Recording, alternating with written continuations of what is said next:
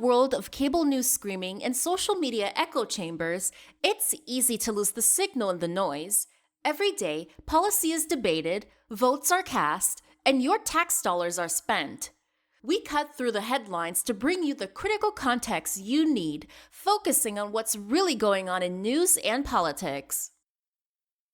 Welcome to the Analytical Iowan Podcast. This is your daily dose of fact-driven politics. Let's analyze today's news. Here's Eric. And we are back here on the Analytical Iowan Podcast. It is Monday, February 9th, and we've got a lot to talk about because there's always a lot to talk about. Now, tomorrow, I am going to be the guest over on the Rational Boomer podcast. In fact, as I'm recording this, I don't know if I'm going to be able to get it uploaded before I have to go record with Mike, the Rational Boomer. So this could end up going up later on tonight, maybe depending on how long that takes, into the early morning hours of Tuesday. But with my schedule, this is where I'm at. I've got to fit recording in where I can. Now, you might have noticed that there was some issues with the podcast over the weekend. And I did a live on TikTok, intending it to be an extra podcast for Friday. Well, I thought I would have time Friday to end up recording. That didn't actually end up playing out the way I thought it would. But I ended up having troubles getting TikTok to download my live. It kept stalling, wouldn't finish processing, trying it on a couple different devices and those kind of things. Ultimately, by the time I got it downloaded, then as I was trying to get it uploaded, I kept having internet problems with it. So then ultimately, I think it ended up going up on late Saturday. And I used it as Saturday's podcast. I was going to just go with it and move on. I did not have time with when I got off work Saturday night. I barely had time to get a few TikToks up before I had to attempt to get some sleep before going back to work. Because unlike some people, I do have to work over the weekend. And then yesterday with the Super Bowl and everything else, and with my schedule today, I had every intention of getting another podcast in. And then the night got away from me. And before I knew it, it was too late. I couldn't get the podcast up. So I'm still going to try to keep the podcast up as close to daily as I can. Intending obviously to ultimately switch to where it is a daily show if possible. But I hope you guys understand when it is not up necessarily daily, that it's usually either technical or it is just because work got in the way. Would love to not have to work, but unfortunately, as with most of us, have to do it, so got to pay the bills somehow. Now, we got a lot to talk about. Yesterday was the Super Bowl. And we'd been hearing for months, ever since the NFL announced Bad Bunny was going to be the headliner, from people on the right in this country about how, oh, I can't believe they're letting some foreigner do the show. It's un-American. We've had people from other countries perform the halftime of the Super Bowl, and they've never said a word. Not at all. Problem was, they looked like me. That was why they didn't care. Or it was their type of music. So they opted to have their own version of a halftime show, a halftime concert. And the more you hear about this thing, the funnier and the worse it gets. And what do I mean by that? Well, apparently it wasn't live like Bad Bunny's performance was. It was going to be streamed over on Twitter, and Twitter said, "Yeah, you can't do that. That's a community guidelines issue or digital media issue, something like that. So last minute, they had to figure out where they were going to host it at and how they were going to do it. They decided to do it as a YouTube live. So you've got uh, Kid Rock and a bunch of other acts, and he's headlining this show. And first of all, Kid Rock, he's in his 50s now. I think he's 55. It doesn't quite necessarily count as a kid anymore, but anyway, Kid Rock's out there doing his show. Come to find out, not only is it pre-recorded, he was so nervous about doing it, about how big of a show it was going to be, and to make sure it sounded good, that he lip sunk to the whole thing. Didn't even perform. And they filmed it at an arena and everything ahead of time. And it looked like there were maybe several hundred people there. They couldn't even sell out the area they were doing it in to put up this big thing. Now they claimed that they have uh, they had millions of people tune in during the Super Bowl to go watch it, and I don't think that was true. Maybe across all of their media channels and everything, maybe they hit 6 million, but they were acting like it was going to be a big draw and it was going to hurt the NFL. But they were estimating that 130 million people watched Bad Bunny's performance. Now, I did not, uh, in part because of uh, work schedule and things like that. And I'm just not a fan of Bad Bunny. I don't know anything about his music. It is not the typical genre I listen to. Um, but I have nothing against Bad Bunny on a personal level. I just didn't care. I remember in years past when the Super Bowl halftime show didn't interest me. I think I did a TikTok saying the same thing. When it wouldn't interest me, I would use that as my chance to go load up any sort of snacks or, you know, things like that. And that's what I would take advantage of. Yeah, we got about 20, 25 minutes, maybe half an hour for the halftime show, and then we get back to football. Now, I didn't care about the game itself. Okay, not in the least, because I'm not a Patriots fan. I've got personal reasons why I don't like the Seahawks. Um, as somebody I follow on TikTok and YouTube says, it was Tom Powell Jr. He goes, I would love to have seen it end up in a 0-0 game after 10 overtimes. Would have loved to have seen it. Would have loved to have it been just a complete embarrassment for both teams. As it was pretty embarrassing for the New England Patriots, and I guess I can live with that. Um, and my reasons for disliking the Seahawks have less to do with football. So I guess I can tolerate it.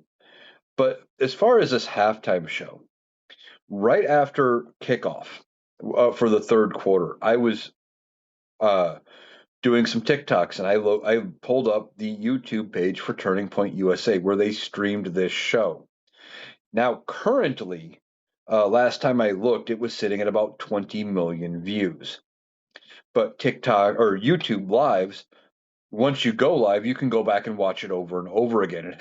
It retains its ability. It's not like some live streams, like when I do a live on TikTok, it's just there and gone, and you have to download it and put it on somewhere else.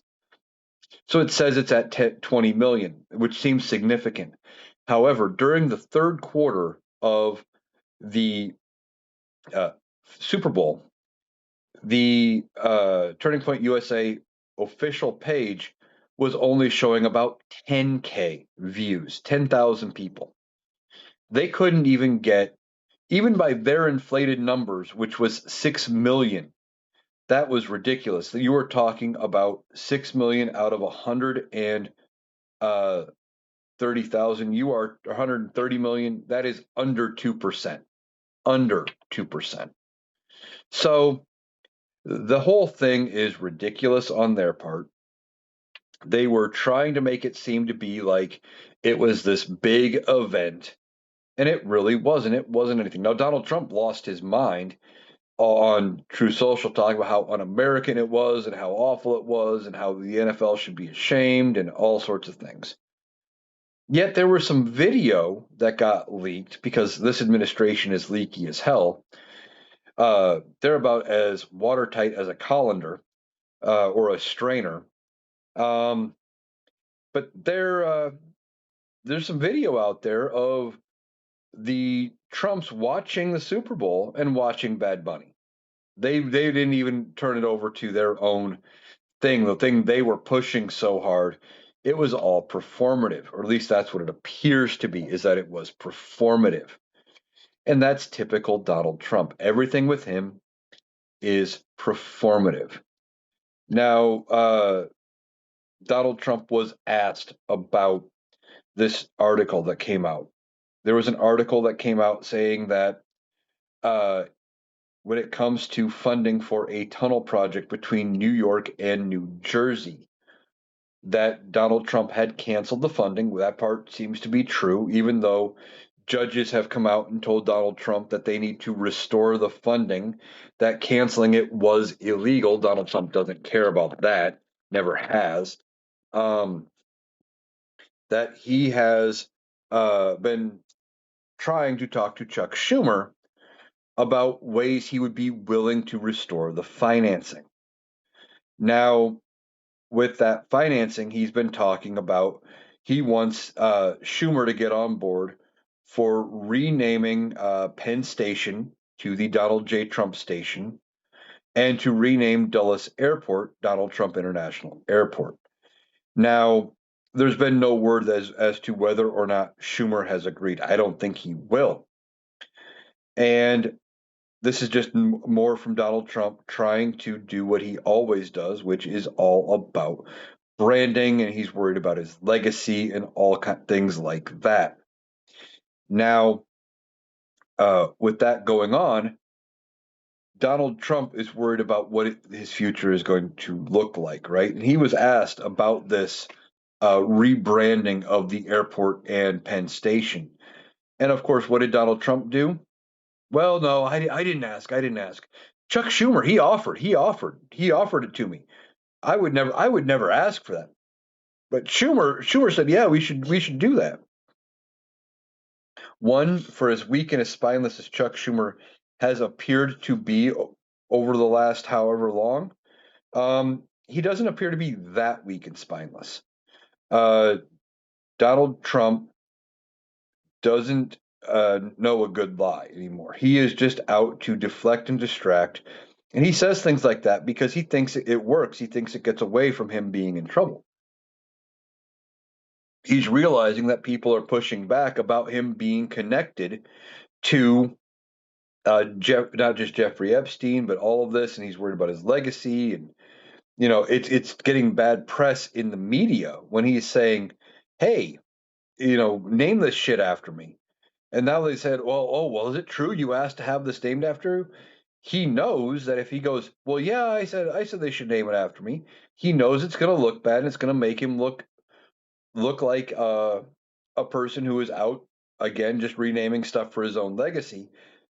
That he has to say, no, Schumer offered. And that's the way these people operate, right? Everything about it is diversion, distraction. It is a delay tactic, or it is smoke and mirrors of, well, I'm doing this, look over there. Donald Trump is ridiculous when it comes to stuff like that. And he's confused too, because these are the things he has done his whole life, and it's always worked for him. And now suddenly it's not working anymore. And he doesn't know what to do. He doesn't know how to react. He's just worried and terrified and everything. And you can see it by the way he talks and the way he reacts. Now, something we have, I don't remember the last time I talked to about stuff here.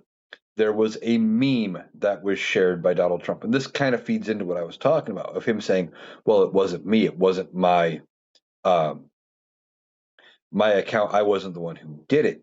There was a video or a video meme, I guess, that was shared by the Trump administration or by Donald Trump himself, I believe, on Truth Social. And if you haven't seen this thing, it is racist and it is dumb, and it shows Donald Trump as a lion and him as king of the jungle, or King of the Beasts or whatever you want to go with there. And then it shows a bunch of other people as varying animals. But then it shows two chimpanzees with the images of Barack Obama and Michelle Obama superimposed. Clearly racist imagery there. Now, regardless of that was the intention of the person who created it, for a long time, the connection has been made by racist people about African American people, black people, as being connected to monkeys or gorillas or apes or something like that. It has been a long standing thing. This isn't new.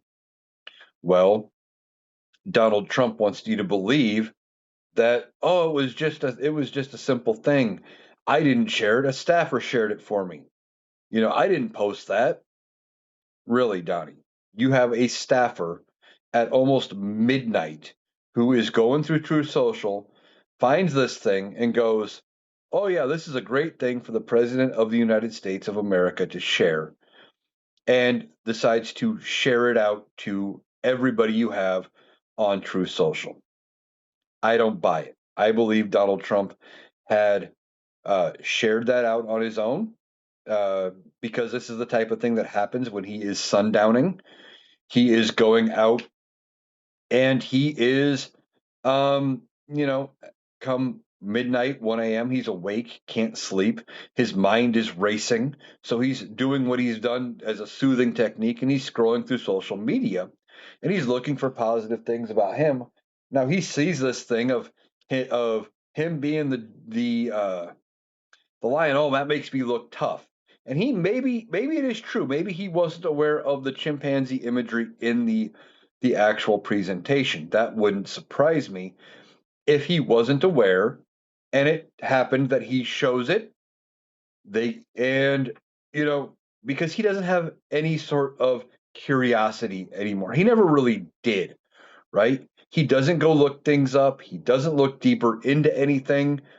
Everything is quick, fast. Does it make me look good? And he probably saw this thing where it looked like, oh, they made me look like a lion. That's going to be something where I look like I'm tough or I'm in charge. Oh, that's got to be positive, and he sends it out. Now, for all he knew, if that's what he did, at the end it could have shown that anything happening to that lion and that lion to be made look like a fool. But see, then Donald Trump again would still blame the staffer because everything involving Donald Trump is always going to be somebody else's fault. It doesn't matter when it comes to it. He is going to try to push it off if he's taking any sort of negative flack. Now, that's only going to work to a point. There's going to come a point when he's not going to be able to twist away from all of this. And if you watch him, he's low energy. He doesn't look as good as he used to. And in fact, if you would have watched him sign one of the latest executive orders he signed, um, it looked very weird with how he held the marker. And I noticed that he signed everything in Sharpie. Now he did that in his first term too, claiming he liked how it made his signature look big. And that was something newer Donald Trump had adapted, the way I understand it, as part of the presidency. I think the reason for the Sharpie is it hides any issues in his signature. Now, you all know the normal way you would hold a pen is you would hold it very close to the tip like this and the base going that way. But if you watch Donald Trump sign this thing on this executive order, he's holding it back farther on the pen and he's almost pushing the pen up the page. It looked very awkward and a very weird hand placement as he's kind of shoving the marker through to make his signature. It did kind of look like Donald Trump's signature, but it also looked like he was putting more letters in there than what it could be. And it from the one angle, it almost looked like he signed it Donald J. Donald, not Donald J. Trump. This could be just another sign of more problems when it comes to Donald Trump and his cognitive ability and his motor skill.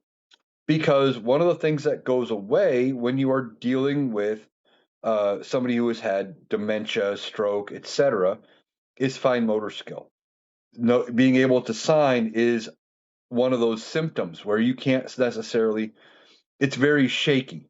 right? But now you take out the fineness of a pen and you replace it with a big thick marker. If he's got a shaky signature at all, where he's having trouble, it's going to be hidden. That is what Donald Trump has always done.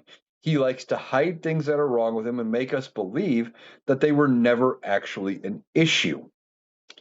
The, you know, Donald Trump has numerous problems with his health, and he doesn't want us talking about it at all. Not in the least, right? He wants us to believe that he is in perfect condition, and he is every bit as cognitively able that he was, in his 20s, that he is pulling a Benjamin Button and aging backwards. It's not happening. Ultimately, he is not going to make it to the end of his term. I almost guarantee it. It would be very surprising to me if he does get to the end of his term and actually ends up uh, living that long. I think ultimately something is going to happen to Donald Trump. I think he is either something's going to come out with these Epstein files, or something is going to come out about his health, or something that he won't be able to divert and distract from anymore. And he is going to have to either resign, which I don't entirely see happening just because that is not who Donald Trump is. He is not one to run away. Not that it would be better, but with his mentality is more of the I can fix it mentality. Oh, I just need one more good, I need one or two more weeks. I'll say the right thing, I'll do the right thing, and they won't know there's anything wrong. I'll be able to come out on top. That's who Donald Trump is. That's how he acts and how he operates. So he's trying to divert away from his conditions, but there's so many things going on with his health that makes it very obvious that something is wrong. You got the bruising on his hands, the fact that he sits a lot more. Um, he doesn't stand in these Oval Office meetings. He's always sitting. Uh, you know, he when he does walk, you see him shuffling. Looks like he's not lifting his leg. He's kind of walking in a weave pattern. And some of those, yes, are signs of aging. And Donald Trump is the oldest person to have ever been elected president. But he is also trying to tell us that he is as physically fit and as mentally fit as he was 20 years ago. And that's just not the case anymore. He is clearly suffering from some problems. Now, something came out in regards to the Epstein files that does connect to his health. In December of 2017, there was an email from uh, Jeffrey Epstein to the author Michael Wolff. And this email mentions Donald Trump and his health. And apparently they had a dinner with Donald Trump. And this contradicts Jeffrey Epstein, or what Donald Trump has said about Epstein, saying, well, I didn't know the guy. I barely knew him. We weren't friends. And when I did know him, I kicked him out of Mar-a-Lago way back in early 2000s, and I had no more contact with him. Well, this directly contradicts that. And Epstein is saying that they had dinner with Donald Trump along with other friends, and that they were worried about Donald Trump, talking about how he was wearing even more makeup than he ever used to. And they mentioned dementia by name and said they were worried Donald Trump had dementia because he was showing some symptoms and he couldn't even remember old friends. Now, this was 2017, during the first year of Donald Trump's presidency. That was over 8 years ago. This is a bad look for Donald Trump. If any of this ends up being true, it just shows that he has been declining for a while and has been being propped up by the people around him. Now, when it comes to all of it, Donald Trump is never going to admit he has a problem.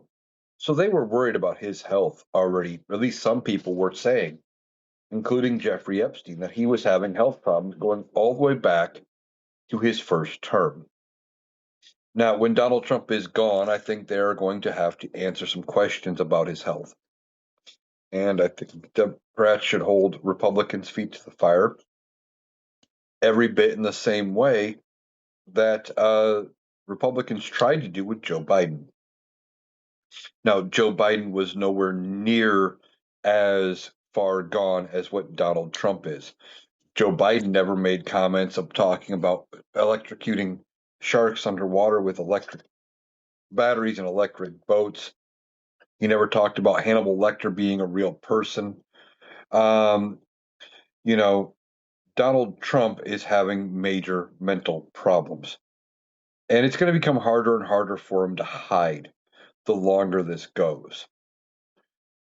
And when Donald Trump is gone, and I think he ultimately, I mean, he will be gone, um, there's not going to be any question about that. One way or the other, come January 20th, 2029, Donald Trump is going to be out of office. But I don't think he makes it that long. I think Donald Trump ends up having some event that gets him kicked out of office, or I don't think he resigns unless his health gets absolutely bad enough, and the right person can talk to him and say, yeah, you don't have a choice, you'd better resign. Um, because I just don't see it happening. Okay. Donald Trump is not the type of person to back down. So he's going to ramp things up or keep trying to push for as long as he can. Now, he thinks he's winning and he thinks he's doing something, and he's really not. Um, so I think ultimately his health is going to give, and I think he doesn't make it to the end of his term. And if it's not his health that gets him, I think something is going to come out in the Epstein files. And there's already been quite a bit that makes it look like Donald Trump is guilty. Now, I think something comes out in the files to where Republicans have to go, Jesus Christ, we got to do something. And they are moving on him, right? And I think when they do make that move, what you are going to see is something quick, fast, and dirty. Donald Trump isn't going to see it happen. I think you are going to see, and maybe I'm over exaggerating, and maybe this is a little hopeful. I don't know. But I think they are going to be worried about Donald Trump, uh, reacting and having time to react and to push back against him. And what I think you are going to see if they decide to move on him in an impeachment, it's going to be the thing where it is going to be done really, really quick. You are going to be staring at probably a motion brought forward to vote on it. It's not going to be tabled. It's going to be brought up almost immediately. And while the vote is going on, I think you are going to see uh, them move, um, almost in their entirety, right? Like it's gonna start going slow. Then the minute they have enough votes, the 218, it's going to start turning into a dog pile. Now, is it going to be unanimous? Probably not. But it's going to be big enough margin. It's going to send a message to Donald Trump and the Republicans and the Senate that now is the time. And I think they're going to have that they've been having these conversations behind closed doors, and that's going to continue, right? That they will know when they have the votes, and when it happens, it's going to be the thing where they have the votes. It's going to go to the Senate, and then they are going to vote to remove him. And it's going to all happen relatively quickly. Now, of course, Donald Trump would have to have a chance to respond. But what I think you're going to see is you are going to see something like Donald Trump gets impeached in the early morning hours, and then by midday, they are going to hit him with the charges are in the Senate. The Chief Justice is over there, and they're going to say, "Hey, we're starting tomorrow. We're done." Like, and when they make that move, that uh, I fully expect, if it's done while Republicans have control of Congress, that it will be a move where they actually remove him.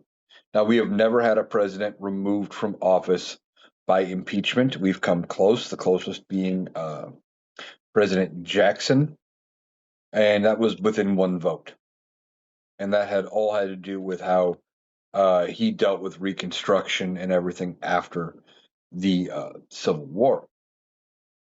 But Donald Trump is, when he gets hit with this, he's not going to see it coming, and he is going to try to burn the Republican Party down as it goes. Now, what could he have on the Republicans? Could they be in the files? Of course they could.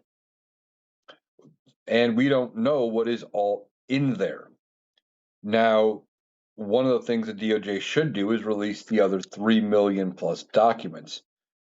And there is so much already out with what came out in the other 3 million, and they're constantly finding more things that the other 3 million would actually probably flood the zone and add more confusion for at least a little while.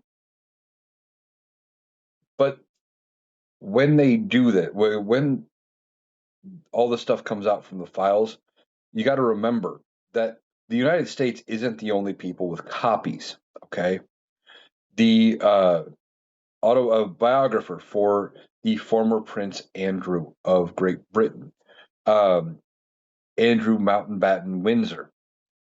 This biographer comes out and says, hey, there's references to Prince Andrew in here that are missing references to Donald Trump in what has been released in the Epstein files. Our country is not the only one who has information.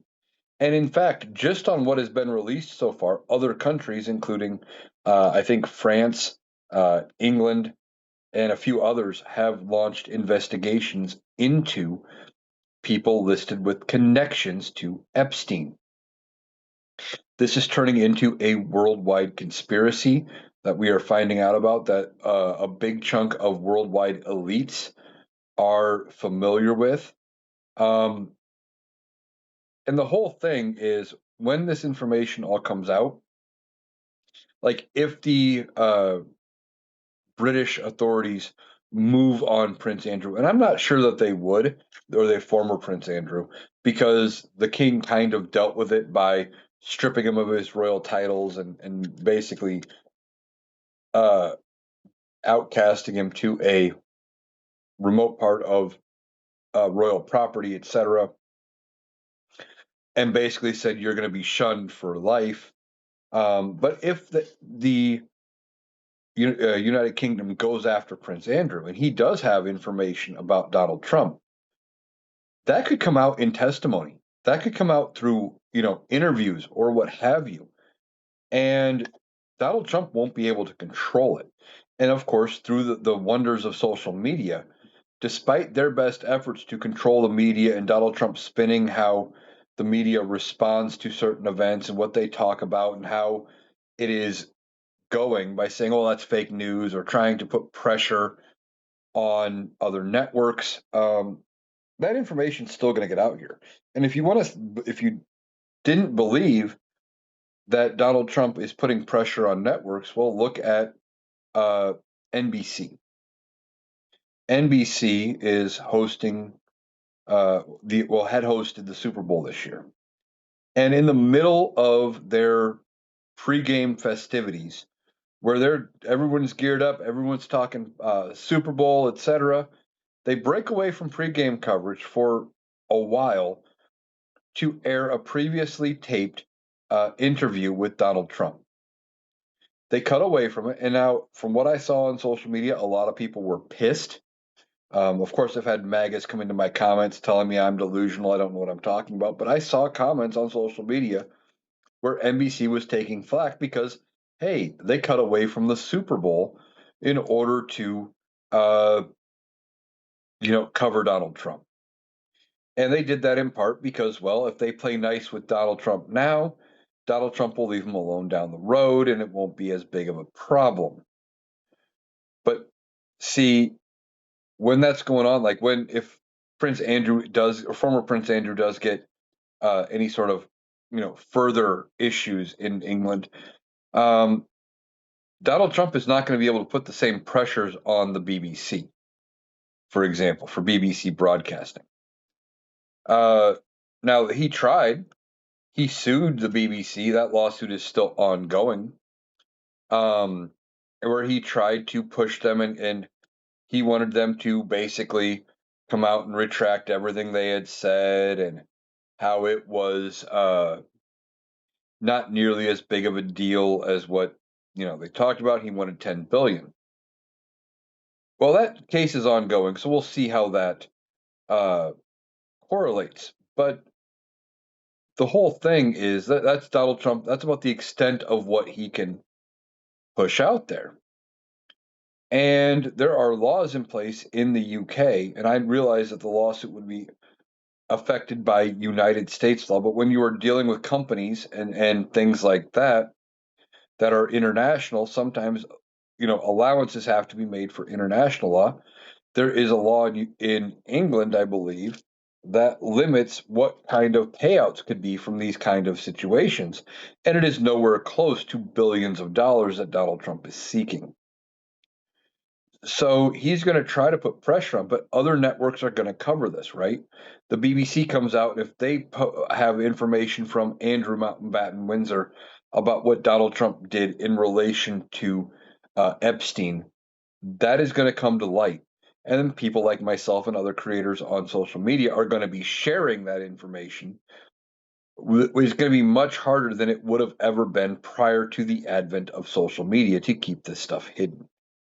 Now, later this week, Pam Bondi is going to be testifying before Congress over everything. I thought it was going to be in relation to the Epstein files.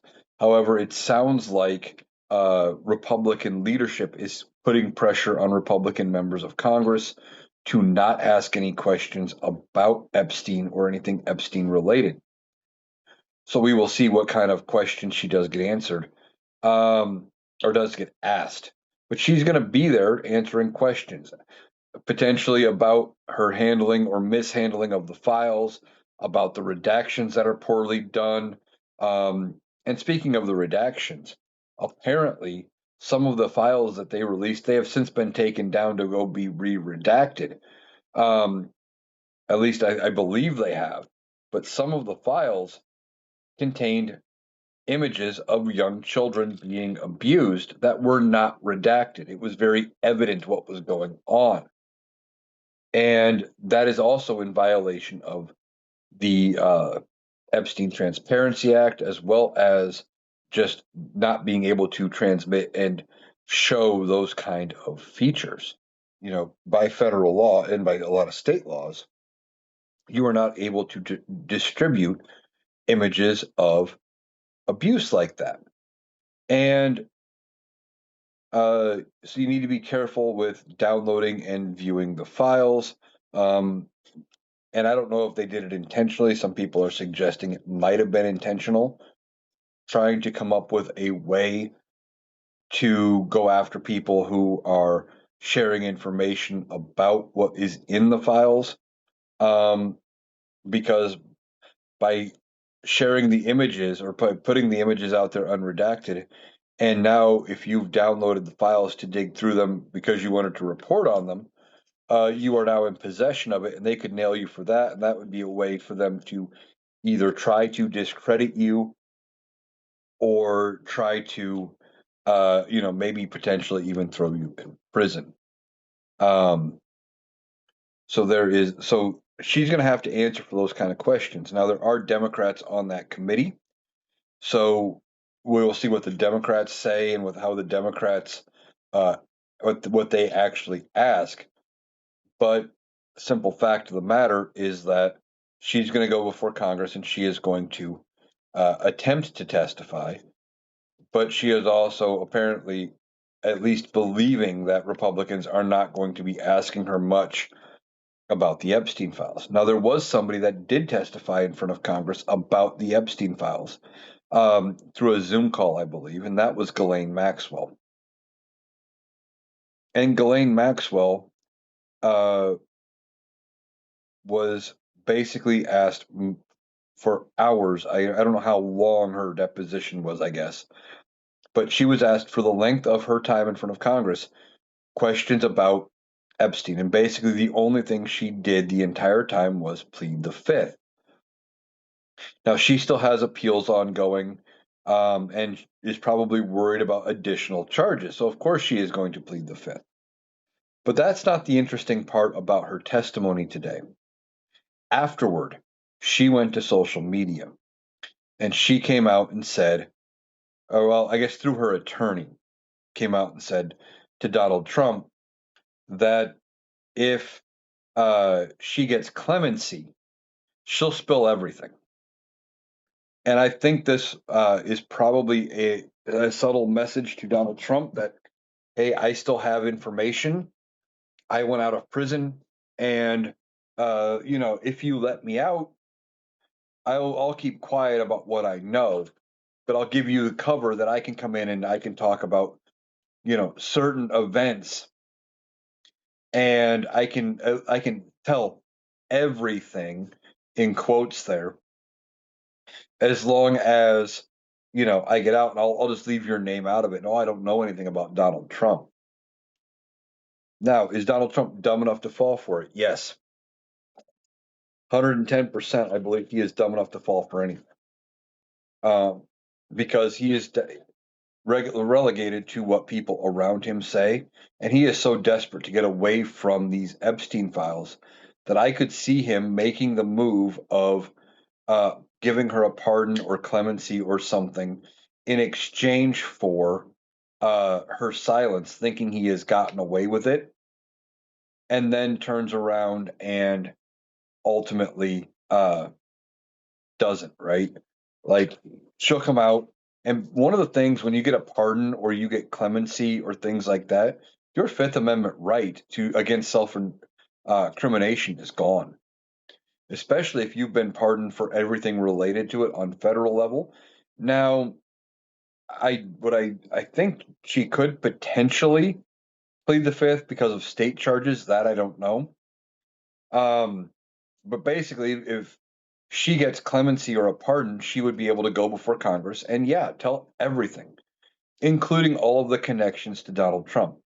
But Ghislaine Maxwell has also been found guilty of perjury before.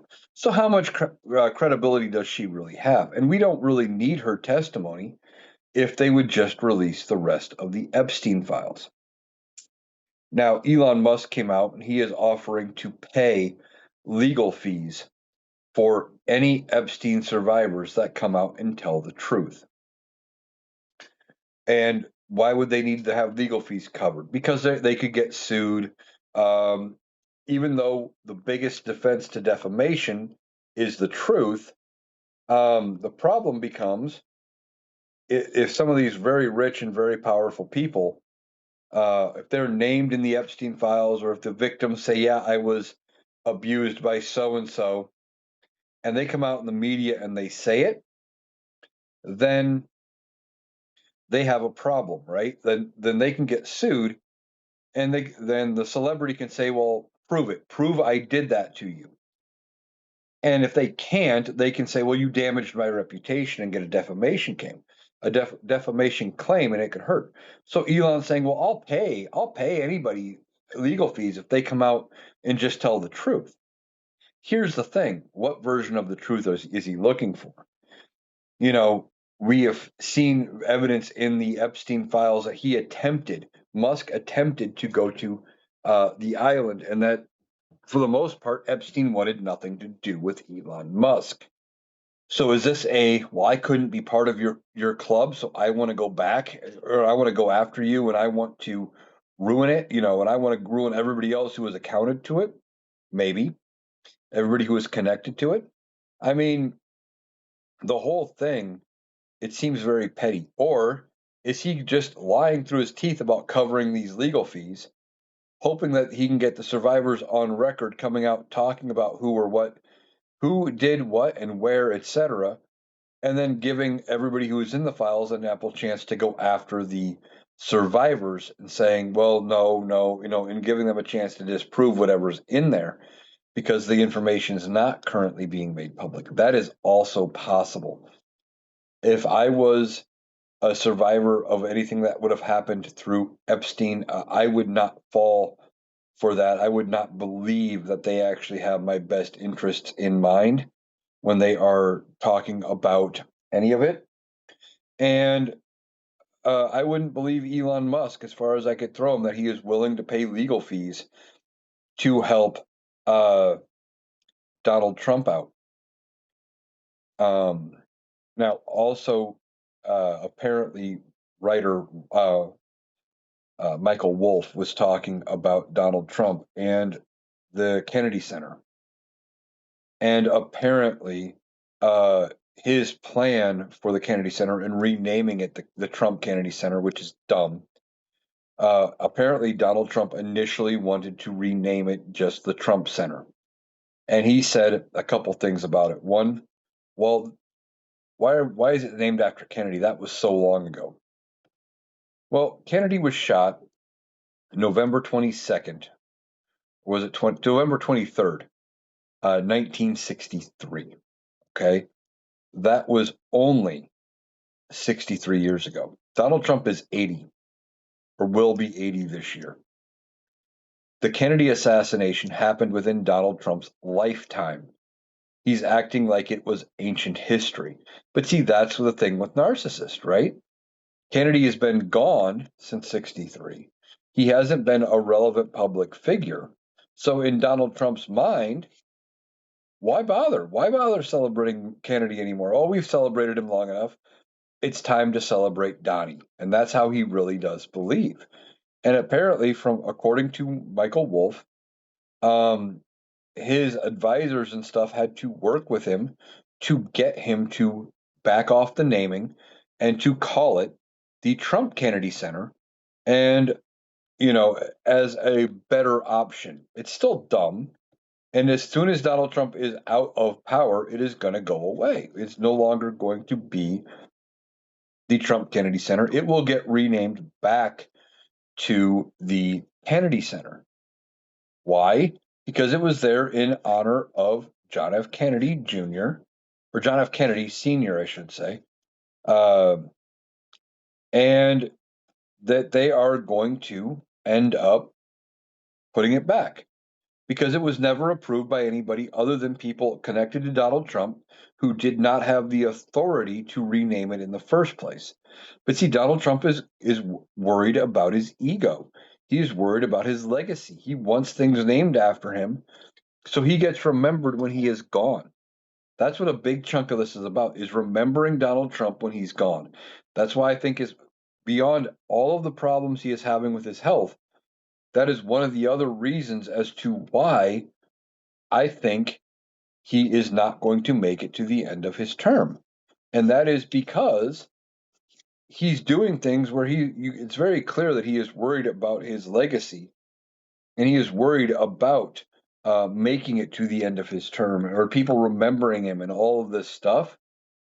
I think is just a clear sign that there is something majorly wrong with him, and he's at least acutely aware of it. It's probably one of those things where he's convinced, oh, the doctor's wrong, or if he's not aware, like they haven't told him, that because his body feels the way it does, that he maybe is at least aware of what is going on. So he could be on the way out, and he's worried about his legacy. Now, somebody else who could be on the way out. There's been a lot of talk about what is going on with Mitch McConnell. Now, Mitch McConnell is a retiring U.S. senator. He is done at the end of this term. And he's currently in the hospital with flu. At least that's what they're claiming. They are claiming it is flu. But Mitch McConnell has had numerous falls recently. He's had numerous times where he has kind of glitched, where he gets this far away look in his eye where like he doesn't know where he is, and he kind of turns and just does this weird look and a wave. Like, if you haven't seen him glitch out, you should really look up the video. It is disturbing that a sitting member of Congress is having these episodes and this many. Well, now he's in the hospital. And people are wondering if the Grim Reaper is finally coming for Mitch McConnell. Now, when we wanted him to take the old white guy, that's one of them we were hoping for. There's several other old white guys that we could also be hoping that the Reaper would take. One of them sits at 1600 Pennsylvania Avenue. The other is also in the United States Senate. And I think you guys know who I'm talking about, that being Chuck Grassley. I mean, the dude's 92 years old. But going back to Mitch McConnell, Mitch McConnell apparently is in the hospital with flu, and they're worried that he's not going to make it. Now, we've been talking about how the Senate could be in play as far as the midterm elections go, right? Midterm elections do not look good for Donald Trump and Republicans, despite their efforts to downplay it. I think the House could flip by 40 seats plus. I don't think any seat is safe, not after that 30 plus point swing in a very safe 30 plus year Republican voting Texas State House district in in Texas. It was like 30-point swing or so that went in favor of a Democrat. So I don't think there are very many seats that you could say are a perfectly safe majority as long as a Democrat runs. So they could lose the House by 40, 50 seats. Um, and they're worried about it. But one of the things is with the Senate is we're wondering, is the Senate in play? Well, they need to pick up 4 seats. Okay. Incumbency matters when you're talking about elections. I've said it before, I'm going to say it again. Incumbency matters. And if something happens to Mitch McConnell, there would be a replacement for the remainder of that term, and that replacement would be an incumbent. Now, this is going to lead to a major court case, uh, more than likely, where the state legislature of Kentucky is going to be suing the governor of Kentucky. Governor is Andy Beshear, a Democrat. The state legislature, both houses are controlled by Republicans, and I believe a supermajority. So why would they be suing the governor? Well, a couple of years ago, when they were already talking about Mitch McConnell and his health, the first time he glitched, Andy Beshear came out and said, if something happens to Mitch McConnell, it is my prerogative as governor to replace him, and I will replace him. But see, the state legislature in Kentucky passed a law around Beshear's veto that requires the governor to pick from a list of 3 people that were given to him by the state legislature, and those people have to be of the same party as the senator that whose seat he is trying to fill. So, in theory, the state house, the Republicans in the state house of Tennessee, are saying, or Kentucky, rather, I think I said Tennessee, but it's Kentucky, are saying, well, you got to pick out of these 3 people we're going to send you, and it's going to be a Republican.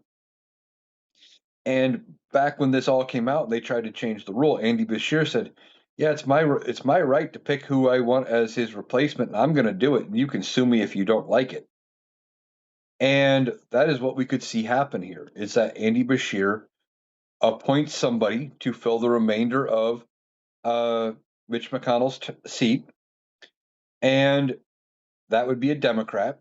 There could be a lawsuit over it, and depending on how the outcome of that lawsuit, that Democrat could end up taking their seat. Now, what I don't know is if there is any sort of function where if Andy Beshear appoints somebody, they go to Congress and they get sworn in as the replacement, even if there's a successful lawsuit.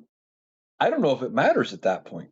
Because the person has already been sworn in. I don't know, without Congress stepping in and kicking out the newly sworn in senator, if there's a way for the courts to remove him. So that is something we are watching. If that seat flips, that would be a 7th seat potentially that could be up for grabs in the election. Now, we have to wait all the way till the general and it's just Republican versus Democrat with no incumbency, I would say there's almost no way Kentucky flips. But if you add in the fact that there could be a Democratic incumbent, that could make all the difference, and that would lower the math for what the Democrats would need to flip control of the Senate, assuming that the incumbent wins. if that incumbent were to win re-election, that would be one of the 4 seats they would need to flip control. And that would mean they only need to win 3 of the potentially 6 or 7 other seats that are looking like they could be very competitive. And those seats being Texas, Iowa, Ohio, North Carolina, Maine, and Alaska for varying reasons. And I'm coming down to the end here, so I'm not going to get into all of the reasons I think those races could be ones to flip. But those are all ones I think are going to be competitive enough where even if they don't flip, it is going to draw resources from other districts and other races, which may change the math on how other places go. So this is looking like a bad midterm for Republicans, as they are potentially going to lose the House and the Senate, and they're scrambling. It's only a matter of time till they move away from Donald Trump, and when they do, it's going to be a dog pile. And I'm here for it. I want to see what happens, and I'll be back with more coverage as it goes. So we'll have to see if or when they make that move, or if the Big Mac gets him first, or whatever happens with Donald Trump. I just don't think he makes it to the end of his term, and I think after the midterms, the Republicans are going to be not having nearly as much power, if any, in Congress, and it is going to make life very difficult for Donald Trump or J.D. Vance, if it happens to be Vance by that point, for the last half of this term. All right, so I want to thank you for taking the time to join me today. I hope you guys have a great day. I'm going to wrap up the Analytical Iowan podcast. I will be back tomorrow with more TikToks and, of course, another podcast episode. So I thank you for taking the time to join me. Hope you have a great day, and I will be back tomorrow.